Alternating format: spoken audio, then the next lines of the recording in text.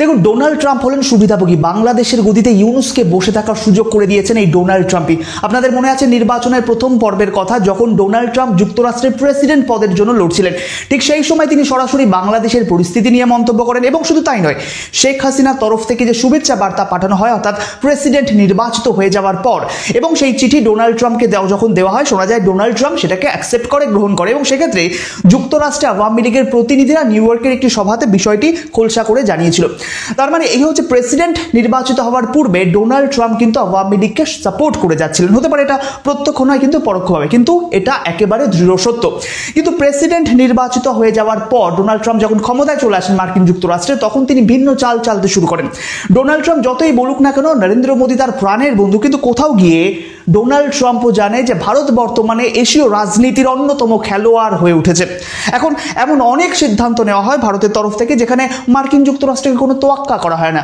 ভারতের এই পদক্ষেপকে আটকাতেই কিন্তু বর্তমানে ডোনাল্ড ট্রাম্প পাকিস্তান এবং বাংলাদেশের অবৈধ ক্ষমতাধারী ডক্টর মোহাম্মদ ইউনুসকে সাপোর্ট দিচ্ছেন। সেক্ষেত্রে পাকিস্তানকে অপারেশন সিন্দুরের পর ঋণ পাইয়ে দেওয়া থেকে শুরু করে বর্তমানে জাতিসংঘের অধীনে সন্ত্রাসবাদ দমনের গুরুত্বপূর্ণ পদ দেওয়া হয়েছে। দেখুন, যেখানে পাকিস্তানের অধীনস্থ জঙ্গি গোষ্ঠীর একাধিক ব্যক্তি জাতিসংঘের সন্ত্রাসবাদীর তালিকায় রয়েছে, সেই দেশকে, সেই পাকিস্তানকেই সন্ত্রাসবাদ দমনের দায়িত্ব দেওয়া হয়েছে। রীতিমতো হাস্যকর একটা বিষয় বলা যেতে পারে।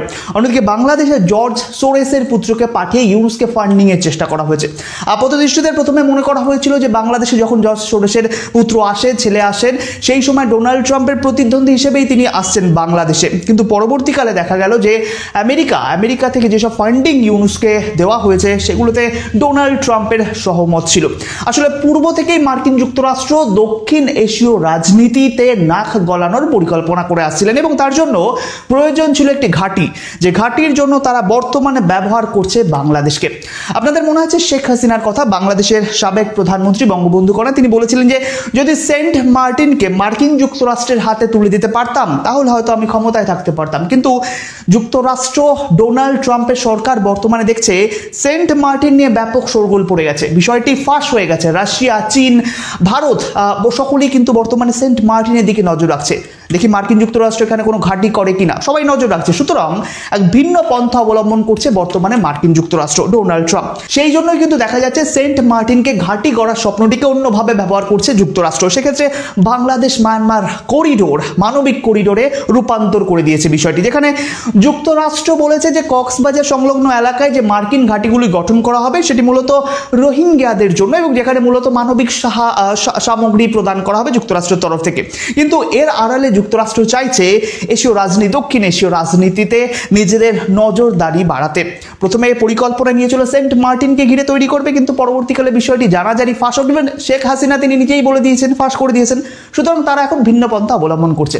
যে খবরটা সামনে আসছে, যুক্তরাষ্ট্র রাখাইন করিডোরের আড়ালে মানবিক সহায়তা কেন্দ্রের সাথেই বাংলাদেশে আরও একটি এয়ারবেস তৈরির চেষ্টা করছে, এবং মূলত বলা হচ্ছে এই এয়ারবেসের মাধ্যমেই মার্কিন যুক্তরাষ্ট্র থেকে বিমান যোগে বাংলাদেশে অবতরণ করবে মূলত রোহিঙ্গাদের জন্য মানবিক সামগ্রী সমূহ।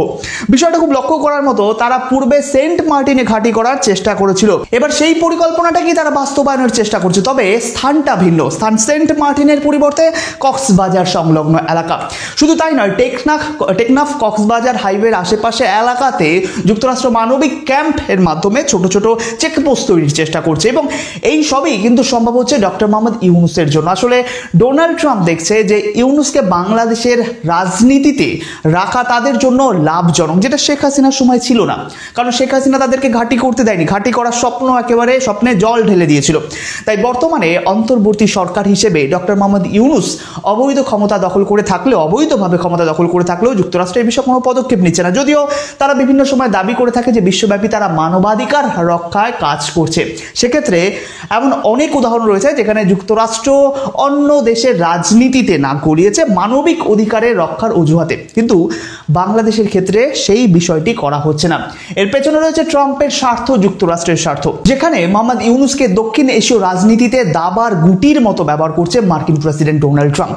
তবে ট্রাম্পের এই কর্মকাণ্ড যে তার কর্তৃপক্ষের পছন্দ হচ্ছে না, সেটা কিন্তু ইলন মাস্কের পদত্যাগের মধ্যে দিয়ে স্পষ্ট, যেখানে আমরা বর্তমানে দেখতে পাচ্ছি ট্রাম্পের এই সমস্ত স্বার্থান্বেষী পদক্ষেপের জন্য একে একে গুরুত্বপূর্ণ ব্যক্তিরা তার সরকার থেকে সরে যাচ্ছে, এবং ইলন মাস্ক নিজেই নিজেই দাবি করে বসলেন যে তিনি যদি অর্থ না দিতেন, মার্কিন ডলার যদি না দিতেন, তাহলে ডোনাল্ড ট্রাম্প হয়তো প্রেসিডেন্টই হতে পারতেন না।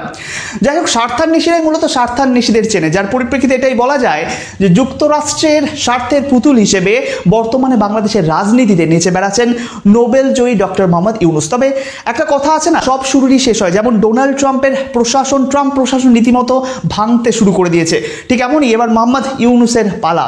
বর্তমানে সংস্কারের নামে নির্বাচন পিছিয়ে দিতে চাইছিলেন মোহাম্মদ ইউনূস, কিন্তু এবার চাপের মুখে পড়ে অন্তত নির্বাচনের তারিখ ঘোষণা করলেন। আগামী বছর 2024 এপ্রিল মাসে নির্বাচনের ডেট ঘোষণা করলেন মোহাম্মদ ইউনূস। তবে এটা বলে জাতিকে পুনরায় এপ্রিল ফুল করার চেষ্টা করছেন না তো ডক্টর মোহাম্মদ ইউনূস? অবশ্যই অন্য একটি ভিডিওতে এই নিয়ে আলোচনা করব। তবে বাংলাদেশের রাজনীতিতে ডক্টর মোহাম্মদ ইউনূসের পর্ব যে শেষ হয়ে আসছে তারই ইঙ্গিত দেয় বর্তমানের ঘটনাগুলো। তো আজকে এখানে এন্ড করছি। একটা বিশেষ ঘোষণা রইল আপনাদের জন্য। আপনারা প্রত্যেকে এই ভিডিওর নিচে একটি কমেন্ট করবেন এবং ভিডিওটি শেয়ার করবেন, কারণ কিছু অসাধু ব্যক্তি আমাদের এই চ্যানেলের রিচ ডাউনের চেষ্টা করছে। এর প্রতি উত্তর আপনাদেরই কিন্তু দিতে হবে। তাই সকলের কাছে অনুরোধ রইল, ভিডিওটি একটি লাইক করবেন, কমেন্ট করবেন এবং ভিডিওটি আপনার সোশ্যাল মিডিয়ায় শেয়ার করে দিন। ধন্যবাদ সকলকে, ভালো থাকবেন, সুস্থ থাকবেন। দেখা হচ্ছে পরবর্তী প্রতিবেদনের সাথে।